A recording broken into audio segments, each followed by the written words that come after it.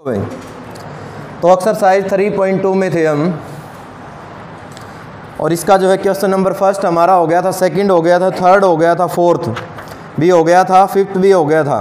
Question number 6 देखें।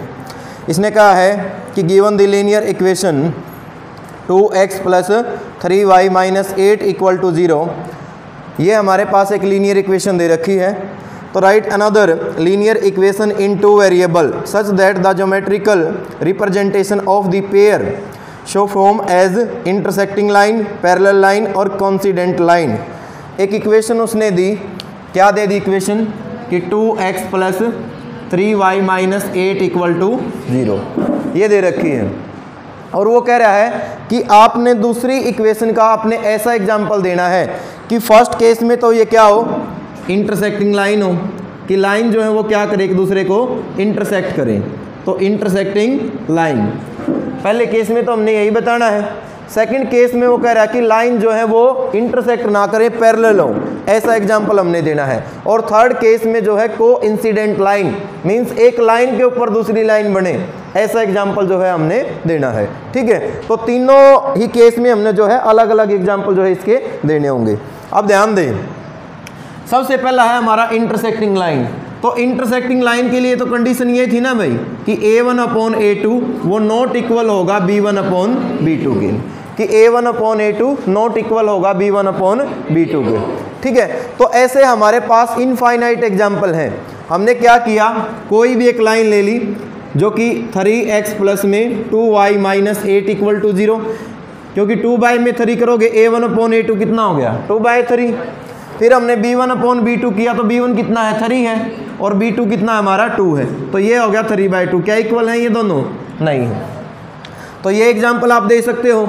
इसके अलावा कोई भी और एग्जाम्पल आपने ले लिया 2x plus 5y minus 8 equal to 0, आपने ले लिया 2x प्लस में 6y माइनस में 10 इक्वल टू 0, कोई भी ले लो 5x plus 4y minus 10 equal to 0, तो इनफाइनाइट एग्जाम्पल है। बस शर्त आपकी क्या होनी चाहिए कि a1 अपॉन a2 वो इक्वल नहीं होना चाहिए b1 अपॉन b2 के, क्योंकि लाइन तो तभी तो इंटरसेक्ट करेंगी हमारी। बात समझ में आ रही है आपको? दे दोगे इसका एग्जाम्पल? तो जब भी मैं आपकी नोटबुक चेक करूं तो एग्जाम्पल आपका सेम ना हो। अगर एग्जाम्पल आपका सेम मिला तो इसका मतलब कॉपी कर रखी है आपने, ये ध्यान रहे। मैं नोटबुक बड़े ध्यान से चेक करता हूँ, पता चल जाता है किस बच्चे ने कॉपी कर चेक कर रखी है और किसने नहीं कर रखी है, तो ध्यान रहे इस बात का, पिटाई हो सकती है वहाँ आपकी। उसके बाद अगले केस में उसने कहा कि पैरेलल लाइन, कि लाइन जो है हमारी वो क्या होनी चाहिए, पैरेलल होनी चाहिए। पैरेलल का मतलब अगर हम ग्राफ बनाएं तो वो लाइन एक दूसरे को इंटरसेक्ट ना करें, अगर हम दोनों को आगे प्रोड्यूस करें तो वो एक दूसरे को इंटरसेक्ट ना करें, उनके बीच की जो डिस्टेंस है वो क्या हो, इक्वल हो। ठीक है ना, यही होती है पैरेलल की डेफिनेशन। और अकॉर्डिंग टू रूल हम इस वे में हम पैरेलल कैसे देखते हैं कि a1 अपॉन a2 इक्वल हो हमारा b1 upon b2 but not equal हो c1 अपॉन c2। इसका मतलब पहले दो रेशियो तो हमारे सेम होने चाहिए और तीसरा हमारा सेम ना हो। तो ऐसे भी मेरे पास इनफाइनाइट एग्जाम्पल हैं। मैं क्या करूँगा, 2 का डबल कर दिया मैंने 4x, और 3 का डबल कर दिया मैंने 6y, और इसका डबल कर दूंगा तो रेशियो आ जाएगा सेम। लेकिन यहाँ पर मैंने क्या किया, वापस से -8 लिख दिया। बात आ रही है समझ में? अब मैं रेशियो करूँगा तो देखो, सोल्व करके देखो कितना आ गया, 2/4, यहाँ पर आ गया 3/6, और यहाँ पर आ गया मेरे पास -8/-8। कैंसिल होके ये तो आ गया 1/2, ये भी कैंसिल होके 1/2, और ये कैंसिल होके आ गया 1, मीन्स 1/2 इक्वल है 1/2, बट ये दोनों इक्वल नहीं है -1 के। बात आ रही है समझ में? +1 आ जाएगा, लेकिन फिर भी हमारे नॉट इक्वल है ना एक तरह से। ठीक है, ये कंडीशन होगी सेटिस्फाई, इसी को हमने देखना है। आप और एग्जांपल लेना चाहें, हमने क्या लिया, 6x ले लिया प्लस 9y ले लिया, और यहाँ पर ले लिया -9। ठीक है, अब रेशियो देखो कितना हो गया, 1/3, लेकिन यहाँ पर 8/9 होगा। समझ में आ रही है बात? ठीक है, आप इन दोनों को 4 से मल्टीप्लाई कर लें, यहाँ पर जो ये टर्म है इसको आप -10 ले लें फिर, तो इसके भी हमारे पास इनफाइनाइट एग्जाम्पल है। कोई भी एग्जाम्पल आप ले सकते हैं, बस आपको समझ में आना चाहिए कि लेने कैसे हैं। बात आ गई समझ में? उसके बाद इसका थर्ड पार्ट में इसने कहा कि लाइन जो है अब की बार हमारी वो कैसी होनी चाहिए, तो कोइंसिडेंट लाइन भाई।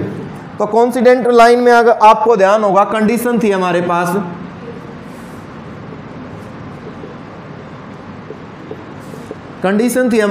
कि A1/A2 इक्वल होगा B1/B2 और इक्वल होगा C1/C2, यही थी ना कंडीशन।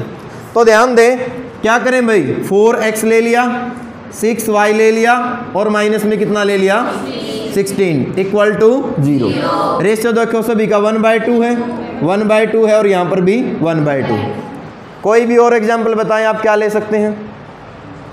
3 से मल्टीप्लाई कर दें पूरे को, कितना हो जाएगा 6x प्लस 9y और माइनस 24 इक्वल टू 0।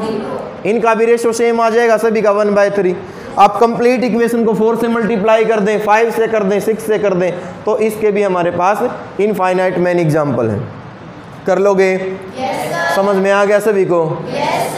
ठीक है। जो ये नए बच्चे आए हैं आज आपको थोड़ा सा कम समझ में आएगा क्योंकि ये टॉपिक हमारा 20 से है, लेकिन इससे अगली एक्सरसाइज अभी हम करेंगे ना वो आपको कंप्लीट समझ में आ जाएगी, जो कि मेथड है हमारा सब्स्टिट्यूशन मेथड।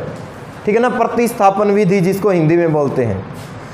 लास्ट क्वेश्चन भाई एक्सरसाइज का, देखो क्या कहा है इसमें। इसने कहा कि draw the graph of equation x minus y plus 1 equal to 0 and 3x plus 2y minus 12 equal to 0। Determine the coordinate of the vertices of triangle formed by these line and the x axis and shade the triangular region. तो देखो क्या कहा है इसने 2 line दे दी और वो कह रहा है कि दोनों लाइन का आपने ग्राफ बनाना है। और जब आप दोनों लाइन का ग्राफ बनाओ, अगर उन दोनों लाइन के ग्राफ को आप x एक्सिस से और ऐड कर दें तो आपके पास एक ट्रायंगल बन जाएगी। उस ट्रायंगल के वर्टिसेस जिनको हम सीरस बोलते हैं, जो कोने होते हैं, उनके हमने कोऑर्डिनेट लिखने हैं जिनको हिंदी में निर्देशांक बोलते हैं। और जो ट्रायंगल हमारी बनती है उस एरिया को हमने क्या करना है, शेडेड करना है, छायांकित करना है। समझो स्टेटमेंट को। एक इक्वेशन दी है x minus y plus 1 equal to 0, equation number first मैंने इसको मान लिया। ठीक है। और एक इक्वेशन दे रखी है 3x प्लस में 2y माइनस 12 इक्वल टू 0, इसको मैंने समीकरण नंबर 2 कह दिया, इक्वेशन सेकंड कह दिया। ठीक है। वो कह रहा है कि सबसे पहले इनका ग्राफ बनाइए। मैं 1 से स्टार्ट कर रहा हूँ, फ्रॉम इक्वेशन फर्स्ट मुझे कहती है कि x is equal to y plus में 1। y को राइट हैंड साइड में ले गया मैं, बात आ रही है ना समझ में? ठीक है। 1 इस साइड जाके क्या हो जाएगा -1, 1 को भी उस साइड ले गए तो -1 हो गया। यहाँ से आपने क्या किया, एक टेबल बनाई। मैक्सिमम आप 2 ही पॉइंट ले लिया करो, तीसरा पॉइंट लेंगे वो लाइन पे ही लाई करेगा तो टाइम ही आपका खराब करेगा, इतना टाइम आप खराब ना करें। हमने क्या किया, y को 0 लिया तो 0 माइनस 1 कितना हो गया, -1, तो x की वैल्यू कितनी आ गई, -1। अब हमने क्या किया, x को 0 लिया तो यहाँ 0 हो गया, 1 को इस साइड लेके आऊंगा तो क्या हो जाएगा +1। या आपको ऐसे लिखने की भी जरूरत नहीं है, डायरेक्ट इसी में रख दिया करो तब भी कोई समस्या नहीं है। ठीक है ना, इसको आप लिखें या ना लिखें कोई दिक्कत नहीं है, डायरेक्ट यहाँ वैल्यू रख दो। हमने क्या किया, y को 0 रखा तो ये 0 हो गया, 1 को राइट हैंड साइड में ले गए -1 हो गया। फिर हमने x को 0 रखा तो 0 माइनस y और 1 को इस साइड ले गए -1, माइनस से माइनस कैंसिल होकर बना जाए, जैसे भी आप सोल्व करना चाहें। ठीक है। अब आपको मैक्सिमम 2 ही वैल्यू लेनी है x की और y की, तीसरी वैल्यू लेंगे वो लाइन पे ही लाई करेगी।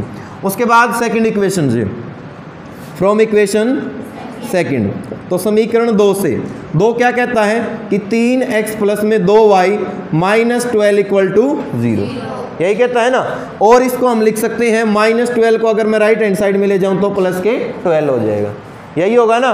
एक टेबल मैंने यहां से भी बनाई, x और y। ठीक है। मैंने y को 0 लिया तो 0 इंटू समथिंग 0 ही हो गया, तो ये रह गया मेरे पास कितना, 3x इज इक्वल टू 12 और x की वैल्यू कितनी आ जाएगी 4, क्योंकि 3 यहाँ मल्टीप्लाई में है, राइट हैंड साइड में जाके डिवाइड में हो जाएगा। तो x आ गया मेरे पास 4, कब, जब y 0 था। अब मैंने x को 0 लिया तो ये 0 हो गया, तो y कितना आ गया हमारा 6। क्लियर है ये वैल्यू? बोलो भाई। ग्राफ बनाइए। तो एक्स एक्सिस और ये हमारे पास Y axis. Highest value of X वो है हमारे पास 4 और हाईएस्ट वैल्यू अगर मैं वाई की बात करूं तो वो है हमारे पास 6 और नेगेटिव में अगर मैं बात करूं तो सिर्फ एक्स हमारे पास -1। तो इस पॉइंट को हमने क्या कहा, ओरिजिन जिसको हम बोलते हैं, जहाँ पर एक्स भी हमारा 0 होता है और वाई भी क्या होता है 0। ओरिजिन से अगर मैं राइट हैंड साइड की बात करूँ तो एक्स की positive value, left hand side की मैं बात करूँ तो एक्स की नेगेटिव वैल्यू। अब वो ओरिजिन की बात करूँ तो वाई की पॉजिटिव वैल्यू होती है और बिलो ओरिजिन की बात करूँ तो मैं वाई की नेगेटिव वैल्यू होती है। ठीक है, जो स्पेस आपने यहाँ पर लेना है इतना ही स्पेस आपने बाकी लेना है फिर, ठीक है ना।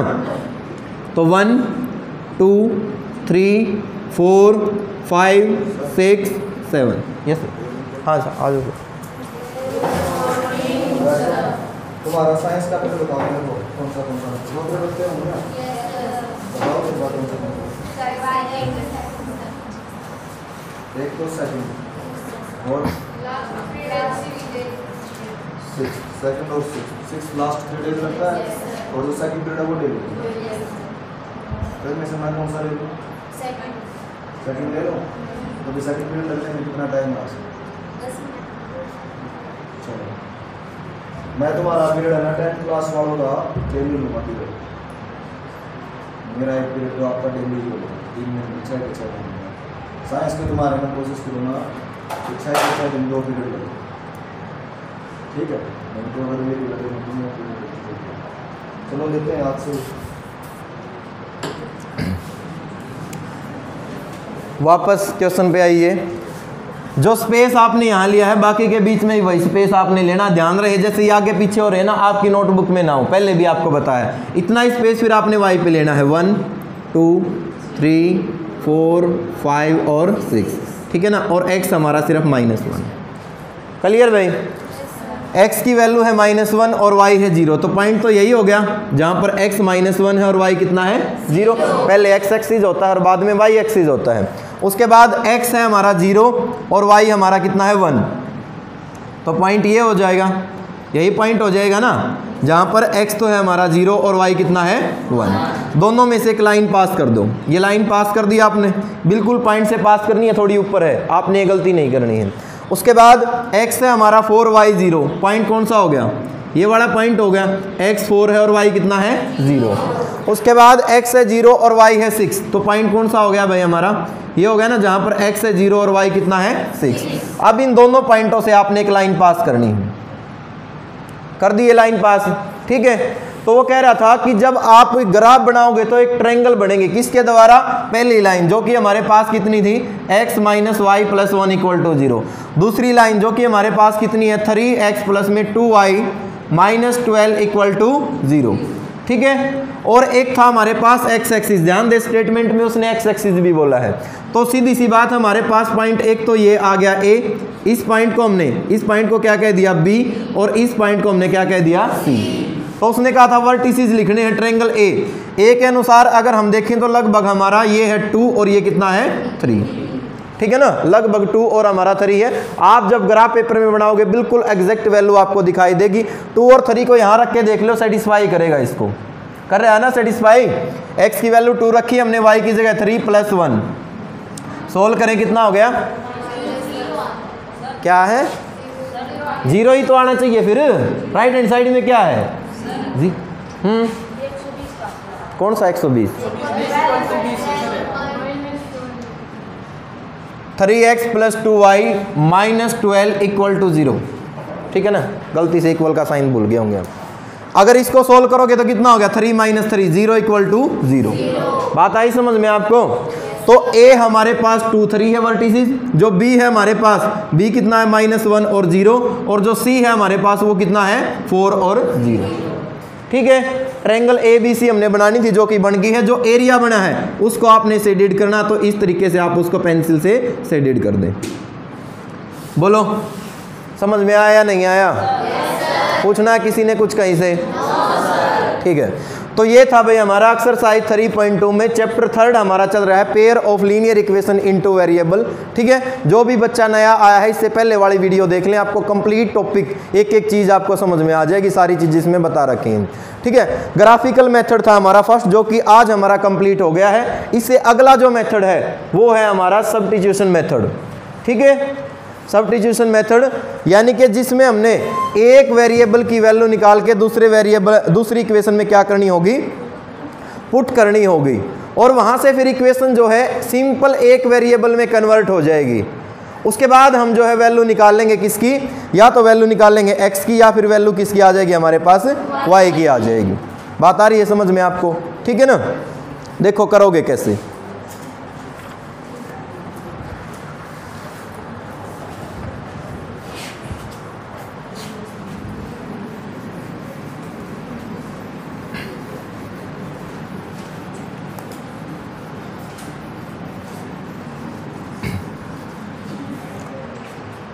आवाज ना करें।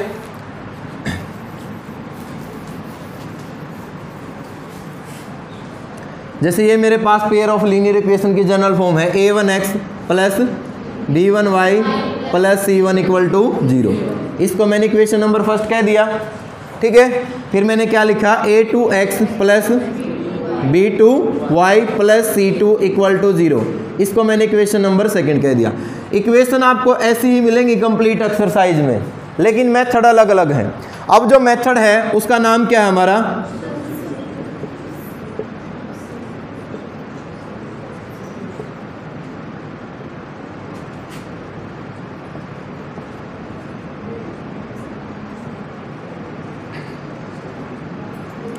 प्रतिस्थापन विधि। प्रतिस्थापन का मतलब एक वेरिएबल की वैल्यू निकाल के दूसरी इक्वेशन में रखना, प्रतिस्थापन करना उसका, ठीक है ना, जिसको आप इंग्लिश में क्या बोलते हो, सब्स्टिट्यूशन बोलते हो, ठीक है। करना क्या है, कोई भी एक इक्वेशन उठा ले, मर्जी है आपकी, आप इक्वेशन फर्स्ट ले लें या सेकंड ले लें, वहां से एक वेरिएबल की वैल्यू निकाल लें। सपोज करो मैंने फर्स्ट से वैल्यू निकाल ली x की, तो कितना हो गया a1x, ये राइट हैंड साइड में जाके कितना हो गया माइनस b1y और माइनस में c1, यही हो गया ना। और ज़्यादा सोल्व करेंगे तो x यहाँ से कितना आ जाएगा माइनस b1y माइनस c1 और डिवाइड में कितना आ जाएगा a1, ठीक है। अब जो इस इक्वेशन से आपने वैल्यू निकालनी है उस इक्वेशन को आपने नहीं देखना, उससे दूसरी इक्वेशन में वो वैल्यू आप पुट कर दें, क्या हो जाएगी a2 x की जगह वैल्यू माइनस में b1y माइनस c1 बाय में a1, यही हो गया ना। और प्लस में कितना है b2y और c2 को मैं ले गया राइट हैंड साइड में, तो कितना हो गया माइनस के c2 हो गया।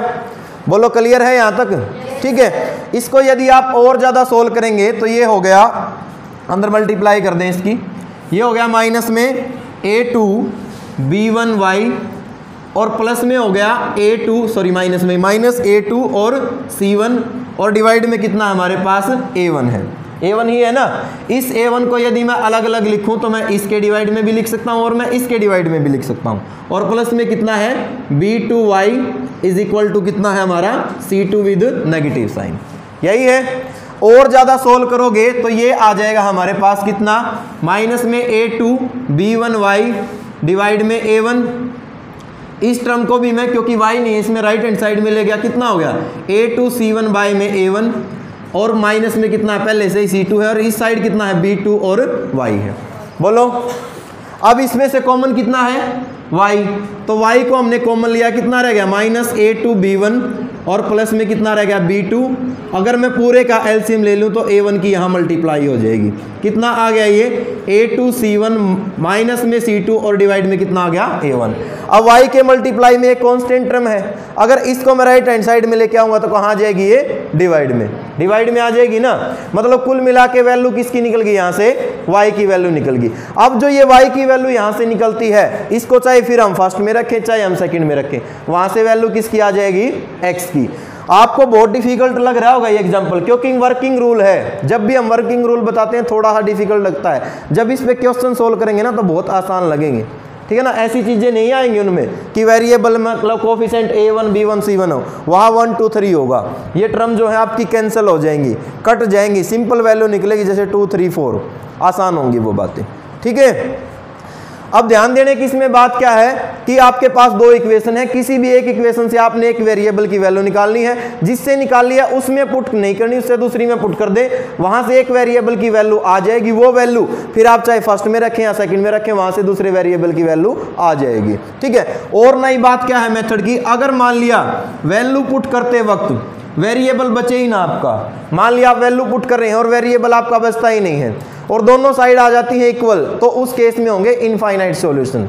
और अगर वैल्यू आपने पुट करी और वेरिएबल आपका बचा नहीं लेकिन दोनों साइड इक्वल नहीं आई, तो उसमें होंगे आपके नो सॉल्यूशन। हालांकि ऐसा कोई क्वेश्चन नहीं है, ये सिर्फ और सिर्फ मैं आपको नॉलेज के लिए बता रहा हूं, जो कि अक्सर टीचर नहीं बताते हैं, लेकिन है ये आपके गणित में ही। देखो एक एग्जांपल लिया मैंने, पहले मेथड को बिल्कुल क्लियर करवाऊंगा अच्छे से, जब तक समझ में नहीं आएगा तब तक क्वेश्चन नहीं करेंगे हम। एक एग्जांपल मैंने लिया 2x प्लस में 3y और माइनस में 9 इक्वल टू 0। यहाँ पर मैंने लिया 4x प्लस में 6y माइनस 18 इक्वल टू 0। ठीक है, मैंने क्या किया, इसको तो फर्स्ट मान लिया और इसको क्या मान लिया, सेकंड। मैंने फर्स्ट से इक्वेशन जो फर्स्ट है हमारे पास वहाँ से वैल्यू निकाल ली, कितना हो गया 2x plus 3y is equal to 9 हो गया भाई ये। और यहाँ से और ज़्यादा सोल्व किया तो 2x किसके इक्वल हो गया 9 माइनस 3y, और x किसके इक्वल हो गया 9 माइनस 3y बाय में 2। सेम वही बात है जो अभी बता रहा था। ये वैल्यू यहाँ से उठा के आपने पुट की किसमें, put x is equal to 9 minus 3y by 2 in equation second. जिससे निकालनी उसमें नहीं, उससे नेक्स्ट में पुट करनी है। तो सेकंड है मेरे पास कितनी 4 इंटू में x की जगह कितना आएगा 9 माइनस 3y बाय 2। ठीक है, और प्लस में कितना है 6y और माइनस 18 को मैं ले गया राइट हैंड साइड में। बोलो क्लियर है। अब 2 से हमारा ये हो गया कैंसिल, अभी बताया था कि कैंसिल होंगे। मल्टीप्लाई करो 18 माइनस में 6y plus 6y is equal to कितना हो गया 18। 6y से 6y भी कैंसिल हो गया, तो 18 इक्वल टू कितना आ गया हमारा 18। मीन्स हमारे पास थी तो लीनियर इक्वेशन, दो वेरिएबल x और y थे, लेकिन जब वैल्यू हमने निकाल के पुट करी तो वेरिएबल तो बचा ही नहीं, कहीं पर भी है वेरिएबल। तो 18 इक्वल टू 18, लेकिन जो कंडीशन थी हमारी वो सेटिस्फाई हो गई। इसका मतलब क्या होंगे, इसके इनफाइनाइट सॉल्यूशन होंगे। क्या होंगे, इनफाइनाइट सॉल्यूशन। हालांकि क्वेश्चन नहीं है एक भी ऐसा, एक भी क्वेश्चन नहीं है ऐसा। क्वेश्चन सारे के सारे आपके ऐसे हैं जिनके फाइनाइट सॉल्यूशन वैल्यू निकलेगी, लेकिन नॉलेज के लिए ये चीज़ बतानी ज़रूरी है। आती है ये एग्जाम में, जब आप 10th क्लास पास आउट करोगे, कोई भी गवर्नमेंट जॉब के लिए एग्जाम दोगे, तब इन्हीं वर्किंग रूल से क्वेश्चन पूछे जाते हैं। कभी भी ये जो क्वेश्चन है ना आपके, यहाँ से क्वेश्चन नहीं आता टेस्टों में आपका, जो डीपली चीज़ें हैं वो आपसे पूछी जाती हैं। ठीक है, तो मैथ में आप क्वेश्चन सोल्व करने अगर आपको आ जाए तो ये मत समझना कि आपको मैथ आ गया। एक एक चीज़ को समझो आप, जहाँ से भी कुछ चीज़ समझ में नहीं आती है पूछो, इनफाइनाइट क्वेश्चन करो, कोई दिक्कत नहीं है, फ्री है बिल्कुल। अगली बात, अगर मान लिया हम करते क्या है कि एक इक्वेशन से वेरिएबल की वैल्यू निकालते दूसरे में पुट करते हैं। ये हमारा 18 इक्वल टू 18 आया, अगर 0 इक्वल टू 18 आ जाता, सपोज करो ये वैल्यू आ जाती, इसका मतलब 0 हमारा 18 के बराबर नहीं है, नहीं है ना। तो इस केस में क्या होते हैं, हमारे नो सॉल्यूशन होते, मतलब इक्वेशन का कोई हल नहीं होगा इस केस में। बात आई समझ में। ऐसे भी एग्जाम्पल हैं हमारे पास, एग्जाम्पल आप ले सकते हैं 2x प्लस 3y, और यहाँ पर हमने ले लिया माइनस 6 इक्वल टू 0। यहाँ पर मैंने ले लिया 4x और प्लस में 6y 1/2 हो गया ना, यहाँ पर माइनस 18 ले लें। ठीक है, बात आ रही है समझ में, क्योंकि लाइन कैसी बनेगी, ये पैरेलल लाइन बनेगी, वेरिएबल बचेगा नहीं और इक्वेशन हमारी इक्वल नहीं आएंगी। ये कर लोगे, बोलो ठीक है।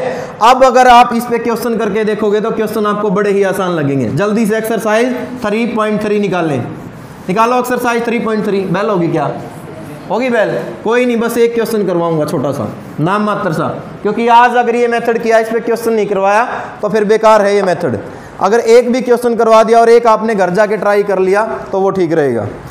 देखिए question number first, solve the following pair of linear equation by substitution method. Equation हमें दी है x plus y equal to 14, आवाज ना है किसी की, इक्वेशन नंबर फर्स्ट, और x minus y is equal to कितना है 4। इक्वेशन नंबर सेकंड हमने जो है इनको मान लिया, लेट कर लिया हमने, बोलो ठीक है, लेट कर लिया कि इक्वेशन फर्स्ट और ये सेकंड है। मेथड क्या था, किसी भी एक इक्वेशन से आपने एक वेरिएबल की वैल्यू निकालनी है। ठीक है, तो हमने क्या किया, फ्रॉम इक्वेशन फर्स्ट, समीकरण 1 से क्या हो गया बोलो, x plus y is equal to 14। ठीक है, x की वैल्यू कितनी आ गई, बस 1 मिनट सर जी, x माइनस 14 माइनस वाई आ गई ना, वैल्यू निकाल ली। ये वैल्यू किस में पुट करोगे, put x is equal to 14 minus y in equation second. समीकरण 2 में रखें तो 2 हमें क्या कहता है बोलो, 14 माइनस वाई, तो x की जगह आ गया, minus y is equal to कितना हो गया 4। ध्यान दे 14 as it is minus y और माइनस वाई, दो माइनस की टर्म ऐड हो जाएंगी लेकिन साइन किसका रहेगा माइनस, तो minus 2y is equal to कितना हो गया 4। अब माइनस 2y इसी साइड, 14 को साइड ले जाओ, कितना हो गया माइनस 10 हो गया ना, क्योंकि माइनस होगा ये, माइनस से माइनस कैंसिल, y की वैल्यू कितनी आ गई, क्योंकि 2 डिवाइड में आ जाएगा, तो आ गया एक वेरिएबल। वर्किंग रूल से काफी आसान है क्वेश्चन। तो y की वैल्यू आ गई 5। अब आपने क्या करना है, put y is equal to 5 in equation first और सेकंड, किसी में भी रख दें, अब मर्जी है आपकी। मान लिया फर्स्ट में मैं रख रहा हूं तो x as it is, y है 5 इज इक्वल टू 14, x की वैल्यू कितनी आ गई बोलो, 9। कर लोगे सोल्व? तो लास्ट में बस आप लिख दें hence x is equal to 9 and y is equal to 5। तो इस एक्सरसाइज के जितने भी क्वेश्चन आप प्रैक्टिस कर सकें वो करने हैं आपने, बाकी कल करेंगे भाई, ठीक है।